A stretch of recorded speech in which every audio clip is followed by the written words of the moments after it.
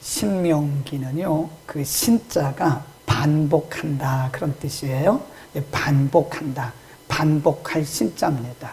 명은 계명할 때 명자고요. 영어로는 디트로노미라 그러는데 이 디트로노미란 말도 역시 반복한다 그런 뜻이에요. 그러니까 출애굽기, 레위기, 민수기에서 말씀한 내용을 지금 모압이라고 하는 곳에서 모세가 죽기 전에, 사실 모세는 가나안 땅에 들어가지 못했거든요. 이스라엘 백성들을 이끌어내서 40년 동안 모압 땅까지 오고 하나님이 가나안 땅 허락하지 않으셨어요. 너는 여기까지다. 그래서 모압 땅에서 죽거든요. 모세가 모압 땅에서 죽기 전에 4편의 설교를 합니다. 신명기 전체는요, 그동안에 출애굽기, 레위기, 민수기에서 말씀한 것들을 이렇게 반복해서 기록한 말씀이다. 그래서 4편의 설교다. 이렇게 보시면 됩니다. 오늘 우리가 참고하려고 하는 이 신명기 8장도 그 설교 중에 한 부분, 앞에 부분에 해당하는 말씀인데요. 오늘 본문에서 모세는 앞으로 그들이 들어갈 하나님이 약속하신 가나안 땅이 어떤 곳이냐를 말씀했고요. 소망을 줘야 되니까. 그리고 그 땅에 들어가서 어떻게 해야 되느냐를 말씀하고요. 그 다음에 과거를 한번 회상해 봐요. 또 과거에 여기 모압 땅까지, 애굽에서 나와서 모압 땅까지 이르는 이 광야, 이 광야의 과정을 쭉 설명을 하면서, 그러면 하나님께서 왜 이스라엘 백성들을 쉽고 빠르고 편한 길로 인도하지 아니하시고 이 광야 길로 인도하셨느냐에 대해서 말씀을 합니다. 먼저 앞으로 그들이 들어갈 가나안 땅에 대해서 8장 7절입니다. 8장 7절, 8절, 9절입니다. 7절부터 시작. 내 하나님 여호와께서 너로 아름다운 땅에 이르게 하시나 그곳은 골짜기에든지 산지에든지 시내와 분천과 샘이 흐르고 밀과 보리와 소산지요 포도와 무화과와 석류와 감람들의 나무와 꿀의 소산지라. 너의 먹는 식물에 결핍함이 없고 내게 아무 부족함이 없는 땅이며 그 땅의 돌은 철이요 산에서는 동을 캘 것이다. 가나안 땅을 미리 말씀해 주시는 거예요. 하나님이 이들에게 약속하신 땅이, 하나님이 말씀하실 때 뭐라고 그랬냐면 젖과 꿀이 흐르는 땅이라 그랬거든요. 젖과 꿀이 흐르는 땅. 미리 말씀하시는 거예요. 지금 모세를 통해서. 아직 그 땅을 가보진 않았죠. 물론 12명의 정탐꾼들이 보고 왔지만 이 사람들은 중간에서 그 부정적으로 말했다가 다 가데스 바네아에서 다 죽임당했어요. 지금 여호수아와 갈렙만 지금 남아있고 나머지는 그 땅을 본 적이 없어요.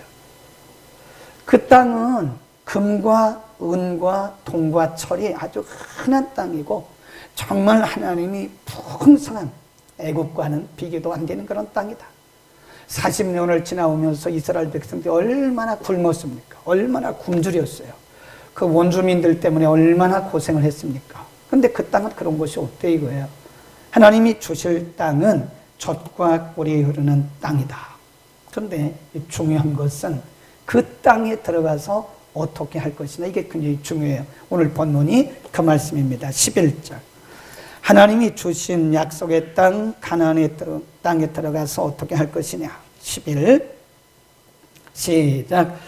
내가 오늘날 네게 명하는 여호와의 명령과 법도와 규례를 지키지 아니하고 내 하나님 여호와를 잊어버리게 되지 않도록 삼가할지어다.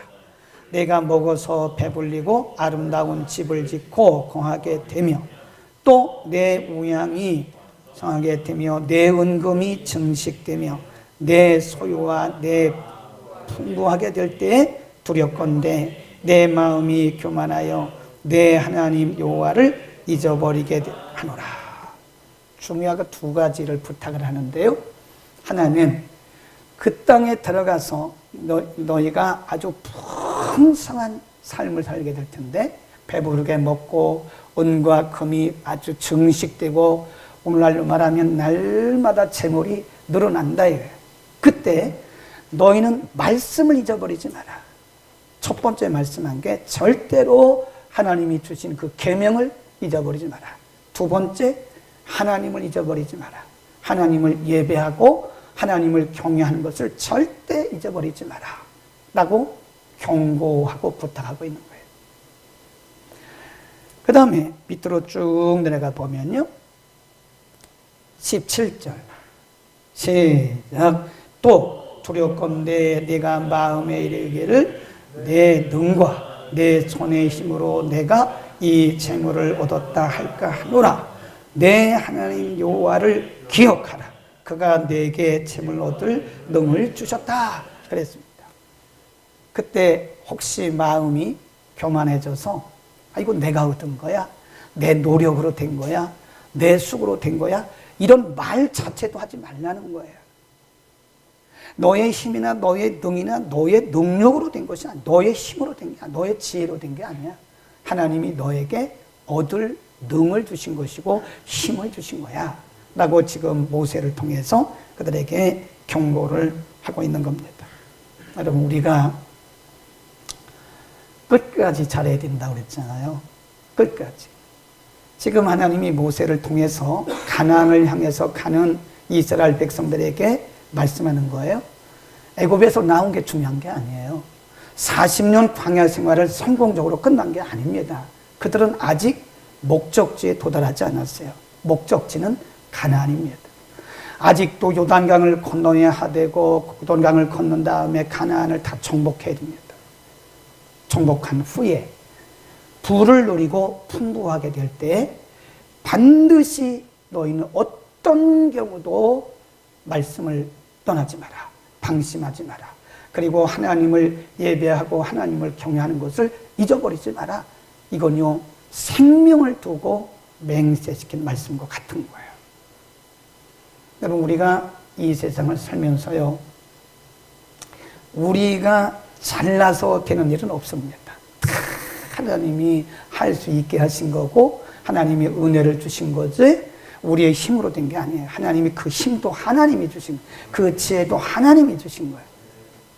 어떤 경우에도 하나님을 잊어서는 안 되고요. 하나님의 말씀을 잊어서는 안 됩니다. 언제나 우리가 부하든 가난하든 재물이 늘든 재물이 부족하든 병들든 건강하든 높아지든 낮아지든 우리는 언제나 하나님의 말씀을 기억해야 되고요.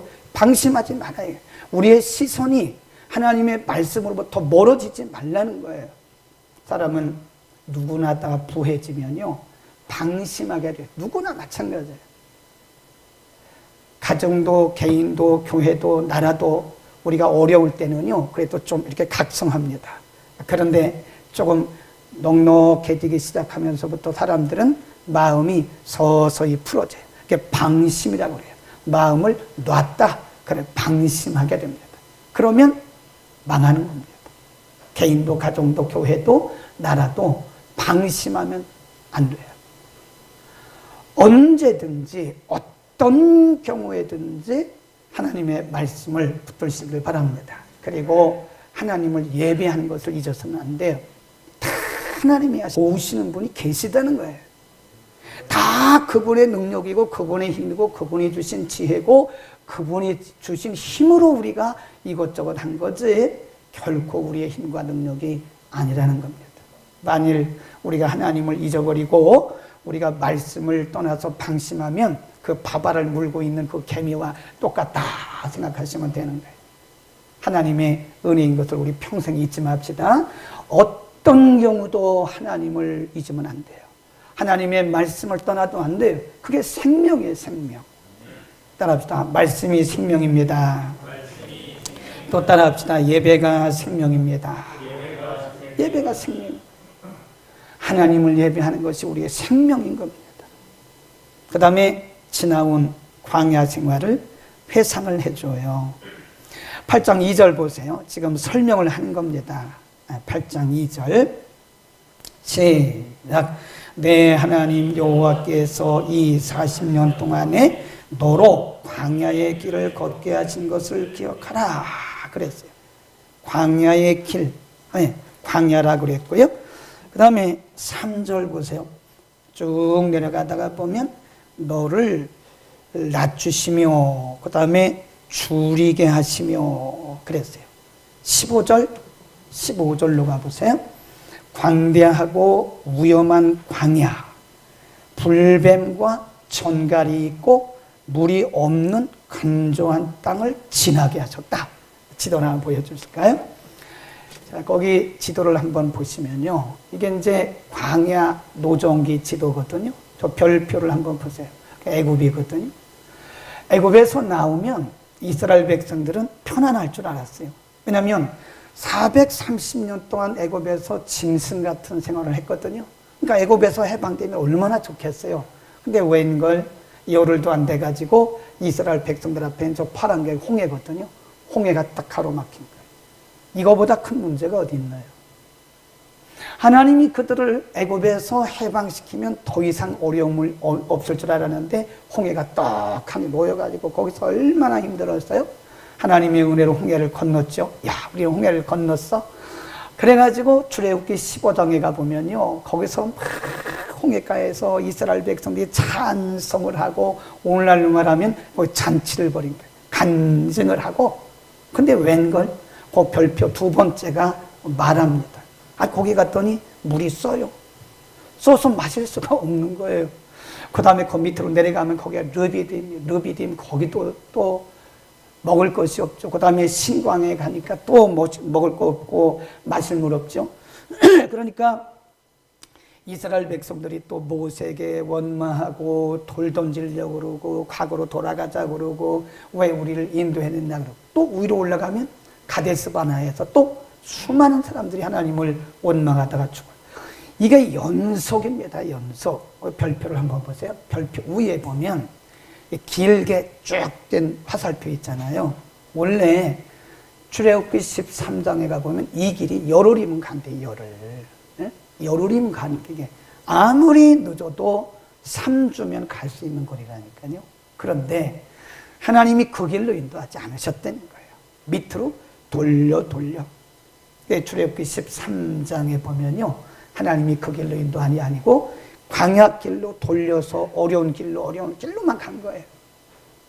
그러니까 하나님이 성경에 보면 이스라엘 백성들의 광야길을 인도하시는데 밤에는 불기둥, 낮에는 구름기둥이잖아요. 구름기둥과 불기둥 인도하셨잖아요. 그러면 하나님이 쉬운 길로 빠른 길로 인도하시지. 어차피 하나님이 구름기둥과 불기둥으로 인도하신 건데 쉬운 길, 빠른 길, 편한 길로 인도하시면 얼마나 좋아요. 근데 하나님은 가보면요. 저기 우리가 진짜로 가보면요. 편하고 빠른 길은 다 피해갔어요. 하나님이 인도하실 때. 편하고 쉽고 빠른 길은 다 피하고 분지, 사막 이런 곳만 다 가게 하는데 결국은 통과하게 하셨다. 그러면 그 이유가 뭐냐? 8장 2절 보세요. 하나님이 왜 이렇게 의도적으로 이스라엘 백성들을 어려운 길로만 인도하셨나? 8장 2절 시작. 내 하나님 여호와께서 이 40년 동안에 너로 광야의 길을 걷게 하신 것을 기억하라.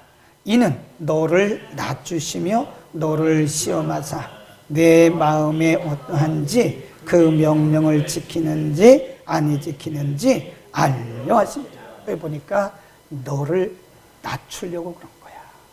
네? 내가 정말 그런 상황 속에서도 하나님의 말씀을 지키고 예배하는지를 내가 너를 시험하려고 그런 거야. 네? 그런 말씀하십니다. 너를 낮추고 겸손하게 하셨다. 그 다음에 또 3절도 보면 너를 낮추시며 너로 줄이게 하시며 또 너도 알지 못하며 내 열조도 알지 못하며 못하던 만나를 내게 먹이신 것은 사람이 떡으로만 사는 것이 아니요 여호와의 입에서 나오는 모든 말씀으로 사는 것을 너로 뭐하게 알게 하려 합니다. 이 사람이 배운다고 하는 게 아닙니다. 경험을 통해서 하는. 그러니까 광야는 학교예요. 광야 40년 동안 하나님이 그들에게 만나를 주셨죠. 그 만나를 주심으로써 이것은 하나님이 주신 신령한 양식이란 말이에요. 그러니까 사람이 떡으로만 사는 것이 아니라 하나님이 주신 것으로 살아야 된다고 하는 것을 40년 광야 통해서 하나님이 가르쳐 주신 거예요. 하나님은 하나님의 백성된 우리들을요, 그렇게 곱비 풀린 망아지처럼 방치하지 않습니다. 방목된 거 아세요, 여러분? 이 짐승도요, 방목한 것은 쓸모가 없어요. 그건 그냥 우리 사람들을 위해서 그냥 식용으로만 써요. 근데 값비싼 그 소나 값비싼 개나 보면요, 훈련된 건 굉장히 비쌉니다. 네.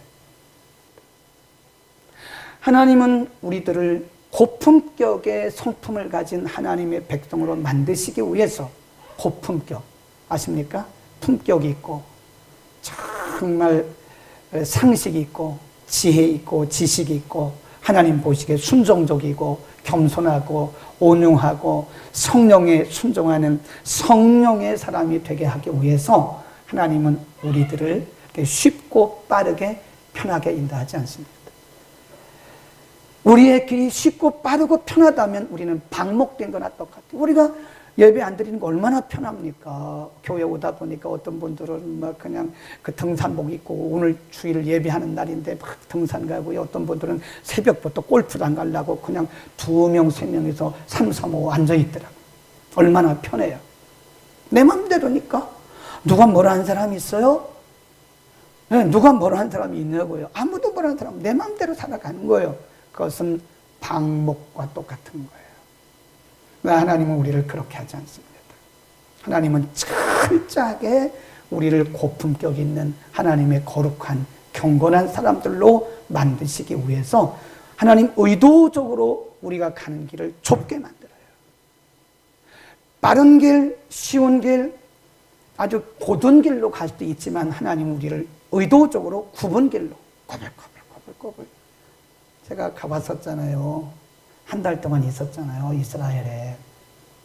그래서 애국을 다 가지는 못했지만 중요한 부분은 가봤어요. 근데 분지가요, 분지가 8kg예요, 8kg. 분지 푹 파여가지고요, 거기가 아주 질퍽질퍽한 그런 아주 무슨 흙이라고 그러죠? 진흙이 있는 질퍽질퍽한 진흙, 그 분지예요. 거기가 8kg예요, 8kg. 200만 명이 거기를 걸어간다고 생각해 보세요. 하나님이 구름기둥과 불기둥으로 인도하셨는데 하나님이 이왕이면 분지가 아닌, 사막이 아닌, 그런 진흙 땅이 아닌 좀 마른 땅으로 인도하시면 얼마나 좋아요. 그늘이 있고. 근데 그걸 다 피해가지고 하나님 그렇게 인도하시더라고요. 왜 그러죠? 인간은요, 고난을 경험해 봐야 사람이 겸손해집니다. 고난을 경험해 보지 않은 사람은 자기를 잘 몰라요.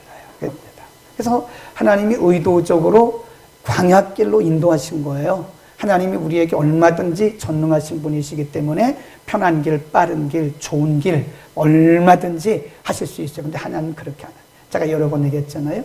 여러분의 기도가, 저의 기도가 하나님 제 인생 여정 가운데 이런 좋은 일만 있게 해주세요. 그럼 기도 잘못한 거라고요, 그거. 하나님의 의도는 그렇게 하지 않아요. 하나님 제가 만사형통하게 해주세요. 듣기는 좋습니다. 그렇죠? 제가 여러분에게 축복 기도할 때 하나님 우리 집사님 사업장에 만사형통하게 해주시고 속 썩이는 사람도 없고 아무런 어려움 있게 해주세요. 그러면 사람이 듣기는 아주 너무 좋아요. 그런데 그렇게 되지를 않아요. 만일 그렇게 되면 우리는 엉덩이에 뿔이 나버려요. 교만해지고 막 어떤 때는 거만해집니다. 하나님의 말씀을 배척하고 하나님을 제대로 신뢰하지도 않는 거예요. 하나님이 우리를 낮추는 작업을 하시는 게 그게 바로 광야인 거예요. 그러니까 여러분 때로는요, 여러분 자존심 상하는 말을 들을 수도 있어요. 그거 삐지면 안 됩니다. 삐져가지고 자존심 상한다고. 아직도 멀었어요. 자존심 상해가지고 나는 교회를 못 나가야겠다고. 상처를 받았다고. 한참 더 훈련 받아야 됩니다. 그 정도 갖고는 안 돼요. 제가 석박사 학위 논문을 심사를 많이 해봤잖아요. 저도 당해봤고요. 제가 태민 목회학 박사 그 논문 다 쓰고 나서 그 논문 심사를 하는데요. 혼자 하는 게 아니에요. 심사위원들이 주심, 부심이 있어가지고 5명, 6명이 합니다. 그 부심 하나하나 찾아봐야 되고, 그 심사 가지고 시큰해가지고요, 이제 막 써가지고 가잖아요. 그러면 의도적으로요, 아휴, 제가요, 막 얼마나 목사잖아요, 목사. 그런데도요, 막 그 앞에 세워놓고 빨간 줄로 막 착착착착착 그어요. 얼마나 자존심이 이제는 화가 나니까요, 그냥 막 놓고 오고 싶은 생각도 여기까지 한두 번이 아닙니다. 근데 나중에 이제 다 통과하고 물어보니까요, 의도적으로 그랬대, 의도적으로. 왜냐면, 이거를 그냥 뭐 1차 가져왔는데, 챕터 바이 챕터로 해야 되거든. 1장 쓰고 가서 또 검사 맞고, 1장 쓰고 또 검사. 이게 6장, 7장까지 가려면요, 피가 날라요, 피가. 이 박사 아무나 되는 게 아닙니다. 쉽게 되는 박사를 누가 인정해 줍니까? 어? 그러나 이 어려운 고난의 과정을 다 거치고 나니까 그래도 박사님 그러면 인정을 해주는 거 아닙니까? 우리의 신앙이 빠르고 쉬운 길로 가면 우리는 다듬어지지가 않습니다. 하나님 우리를 다듬으시기 위해서 이렇게 우리를 광야길로 인도하신다는 사실을 믿기를 축원합니다. 하나님이 지금 나를 낮추시는 과정이구나, 그렇게 생각하시면 돼요. 하나님이 물질을 통해서 나를 지금 훈련하시구나, 하나님이 나를 낮추시는구나, 나를 겸손하게 하시는구나, 나의 품격을, 나의 인성을, 나의 영성을, 나의 성품을 하나님 고품격으로 지금 다듬어 가고 계시는구나 라고 생각하면 됩니다. 그렇게 믿어야 됩니다. 그리고 인내해야 돼요. 기분 나쁘다고 막 시험 들고 상처받고 삐지고 그러면 다시 원위치 됩니다. 어차피 그 길은 다 가야 되는 겁니다. 그 다음 이렇게 말씀합니다. 하나님이 왜 그들을 광야길로 인도하셨나. 너무 귀한 말씀이에요. 8장 16절 8장 16절 시작. 내 열조도 알지 못하던 만나를 광야에서 내게 먹이셨나니 이는 다 너를 낮추시며 너를 시험하사. 옳지, 거기다 줄거세요. 결론입니다. 결론. 네, 하나님이 이렇게 광야길로 어려운 길로 인도하신 것은 너를 낮추시고 너를 시험하고 거기까지 끝나는 게 아니에요. 마침내 뭘 주시려고? 복을 주시려고. 아멘. 거기다 줄거는 마침내. 우리말 번역을 너무 잘했어요. 영어 성경에 보면 in the end.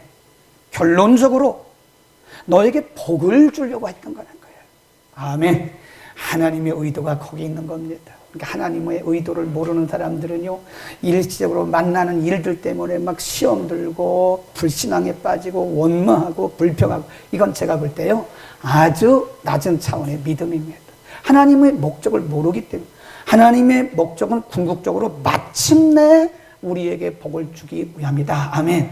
결국은 그 말이에요. 마침내 in the end. 궁극적으로는 우리를 잘 되게 하게. 그러니까 우리가 이 광야 길을 가면서요, 하나님의 마침내의 은혜를, 마침내의 목적을 우리가 알지 못하면 우리는 이 중간중간 매번 낙심하고 좌절하고 포기하고 원망하고 불평하고 그렇게 살아가 불신앙적인 모습을 보이는 거예요. 많은 분들이, 물론 인간이기 때문에 뭐 저도 그렇고 여러분도 마찬가지인데, 우리가 신앙생활 하면서 어려운 일을 만나면 누구나 다 흔들립니다.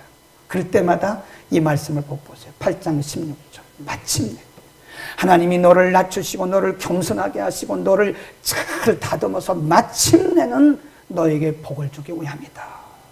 아멘. 아브라함의 가는 길이 평탄했습니까?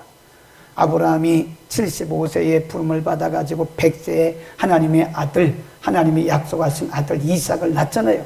25년 걸렸잖아요. 그 쉬웠어요? 얼마나 그 과정이 어려웠으면 하갈이라고 하는 여인을 통해서 이스마엘을 낳잖아요. 그 아브라함이 실수예요.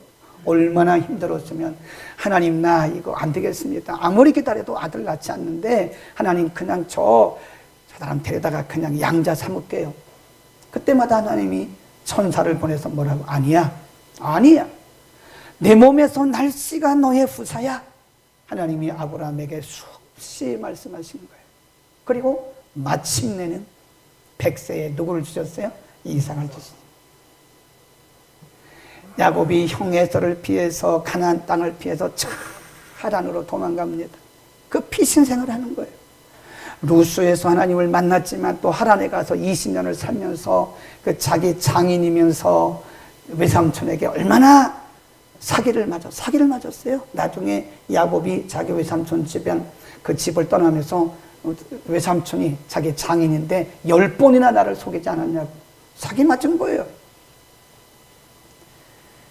그때 보면 참 야곱은 이런 생각했을 거예요. 그래, 자업자득이지.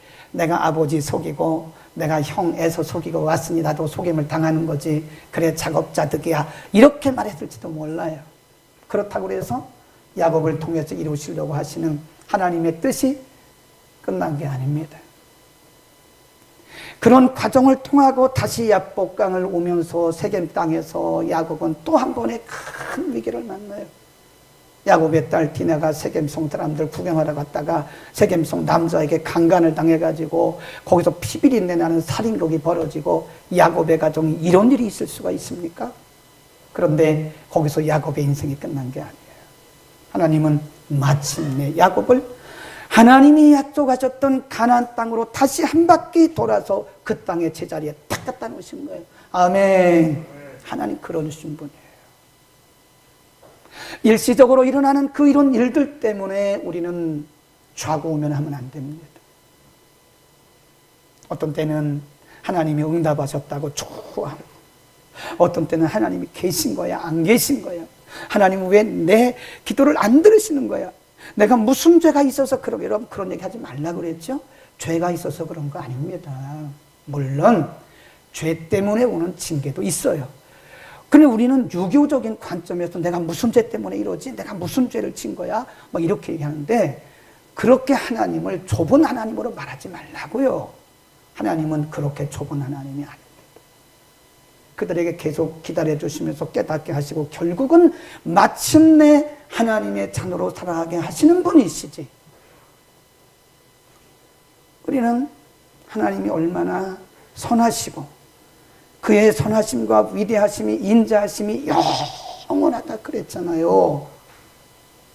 일시적으로 만나고 있는 때문에 우리가 일시적으로 흔들릴 수는 있으나 우리의 신앙이 근본적으로 흔들리는 것은 여러분의 신앙을 다시 시작해야 됩니다. ABC부터 다시 해야 돼요. 신앙의 기본이 지금 제대로 안 된 거예요. 하나님을 신뢰하는 믿음, 이거 다시 회복해야 되는 거예요. 마침내 다니엘을 보세요. 다니엘. 에? 다니엘이 끌려가잖아요. 바벨론에 유다 백성들이 1차, 2차, 초전 586년에 1차, 2차, 3차에 걸쳐서 느부갓네살 왕에 의해서 질질질질 끌려갔어요. 나라 다 망했어요. 성전 다 불탔어요. 성벽 다 무너졌어요. 말도 뺏겼어요. 바벨론에 가서 완전 짐승 같은 삶을 살아가는 거예요. 거기서 느부갓네살 왕이 좀 똑똑한 사람, 젊은 사람 뽑아오라고. 그때 이 다니엘과 사드락과 메삭과 아벳느고가 그때 뽑혔어요. 어쩌면 남의 나라 가가지고 거기서 왕이 먹는 진미 먹으라고 그러고 포도주 마시라고 그러고 얼마나 어려운 위기를 만났습니까? 1장 10절에 보면 다니엘은요 마음을 정했어요. 절대로 내가 여기서 죽으면 죽었지 절대로 왕의 진미와 포도주를 마시지 않겠다고 마음을 정했어요. 어쩌면 느부갓네살 왕에 의해서 다니엘은 죽어야 됩니다. 죽어야 돼요. 그런데 하나님께서 그에게 힘 주시죠. 능력 주시죠. 하나님께서 그 마음을 견고하게 붙드시죠. 그리고 마침내는 다니엘이 그 땅에서 총리가 되잖아요. 요셉은 안 그랬어요. 요셉도 형들에게 미움받았잖아요. 형들에 의해서 팔렸잖아요. 네? 얼마나 불행합니까? 그 형들 나쁜 사람들이에요. 정말. 애굽에 가서 또 보디발의 가정에서 그 나쁜 여자한테 또 누명을 쓰고 감옥에 갇히죠. 요셉의 인생을 보면 너무나도 어린 나이부터 그는 참 풍파가 많은 인생이었어요. 그런데 결국은 45장 50장에 보면 마침내 그는 애굽의 총리가 돼가지고 자기의 가족들을 다 애굽으로 데려오는 구원의 역사를 이루는데 하나님이 그를 쓰셨잖아요. 아멘. 하나님은 마침내의 은혜가 우리에게 합니다. 저는 이걸 믿습니다. 아멘. 그래서 우리의 환경이 조건이 지금 내가 보기에 맞든 안 맞든 상관없어요. 우리는 마침내의 은혜가 우리 가운데 있다는 거예요. 하나님 궁극적으로 우리를 바른 길로 인도하시고 승리의 길로 인도하시고 궁극적으로 우리를 반드시 높이시고 성공하게 하시고 승리하게 하시기 때문에 우리는 마침내 은혜를 꼭 기억하시기 바랍니다. 이 말씀 꼭 기억하세요. 거기다 별표 5개 해놓으세요. 하나님이 모세를 통해서 이스라엘 백성들의 40년 광야를 지금 회상하면서 내가 너희를 이렇게 어려운 길로만 인도하고 너희를 낮추고 너희를 이렇게 힘들게 했던 것은 마침내 너희에게 복을 주려 하심이었다. 아멘. 마침내 하나님을 믿으세요. 그리고 다시 소망을 가지세요. 힘내세요. 힘내세요. 낙심하지 마세요.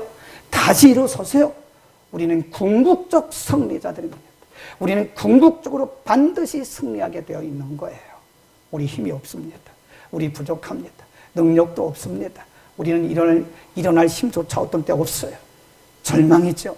그러나 위에서, 우리의 뒤에서, 우리의 배후에서 우리를 위해서 일하시는 그분, 우리의 인생 요정 가운데 오셔서 우리를 개입하시고 간섭하시면서 우리를 인도해 나가시는 마침내 승리케 하시는 그 하나님을 믿기를 축원합니다.